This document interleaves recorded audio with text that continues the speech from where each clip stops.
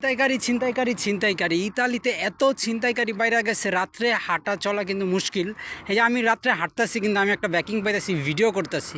তো এই ভিডিও করার মাধ্যমে অনেক আঙ্গাল এবং বাঙ্গাল, যেগুলো তিউনিশিয়া বা মাসরি বা যাই হোক আফ্রিকান থাকে, বেশিরভাগই বাঙালি দেখলে কি করে, তাদের ঠ্যাক দেয়। ঠিক আছে, তো মানে টাকা, মোবাইল, অলরেডি কিন্তু ইতালিতে কয়েকটা কেসও হয়েছে। এই কেসগুলো যেমন হয়েছে আপনার গিয়া, যে টাকা না দিলে, মোবাইল না দিলে মানে একদম দিয়া দিছে, পার দিয়া দিছে, ঠিক আছে, মারাও গেছে। তারপরে এই যে এরকম মানে আবার রাত অনেক, প্রায় 12টা বাজে। তো আমি একটা পার্ট টাইম জবে গেছিলাম। তো আমি এই যে আমি আপনাদের ফর এক্সাম্পল দেখাই। এই যে একটা গাড়িতে কিছু বকাটে পোলা পাইন, ঠিক আছে, এই জায়গায় মানে বকাটে পোলা পাইন। তো এইসব গাড়িগুলোতে বেশিরভাগই ছিনতাইকারীগুলো থাকে। হ্যাঁ, আপনারা কি করবেন, যারাই মানে এই ভয় থাকবেন, আপনারা ভিডিও করবেন। তো ভিডিও করলে হয় কি, ওরা ভয় পায়।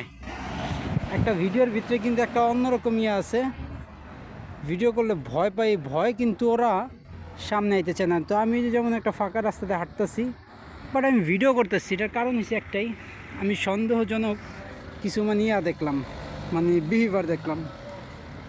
এই বিহেভিয়ার আমি এর জন্য মানে করছি, ভিডিও করতেছি। দাঁড়ান একটু ক্যামেরা পুছালই। মানে ইতালিতে প্রচুর ছিনতাইকারী বাইরে গেছে। আমাদের বাংলাদেশি নাগরিকদের জন্য নিরাপত্তা না ইতালি বর্তমান সময়। আর আমাদের বাংলাদেশি নাগরিকরা হচ্ছে খুবই ভদ্র এবং তো এর জন্য হচ্ছে আরও এই জিনিসগুলো বেশি। তো যাক, ভিডিওটা কেমন লাগলো সবাই দেখার সুযোগ করে দিন। ইতালিতে একটু সাবধানে থাকেন। যাদের মানে একটু ভয় লাগবে, আপনারা কী করবেন, ডাইরেক্ট ফেসবুক লাইভে আইসা পড়বেন, ফেসবুক লাইভে বা ভিডিওতে আইসা পড়বেন। এতে হইব কি, ওরা ভয়ে আছে না, আগাইব না। ধরেন যদি আপনারা অনেক দূরে থাকেন ইতালির, কারণ ইতালিতে এখন নিরাপত্তা বলতে অত নিরাপত্তা নাই, নিরাপত্তা তো আছে, কিন্তু কয়জনরা দেখবো। যদি আমাদের ভিতরে পাবলিকদের ক্ষতি করে, আইন শৃঙ্খলা বাহিনী কত সামাল দেওয়া রাখবো, এটা যে কোনো জায়গায় হোক। তো ব্যাপারটা হচ্ছে এরকম। ইতালির ছিনতাইকারীদের থেকে সাবধান থাকেন। সবাইরে এই ভিডিওটা দেখার সুযোগ করে দিন। কি করতে হবে তা তো বইলাই দিলাম। আল্লাহ হাফেজ সবাইকে।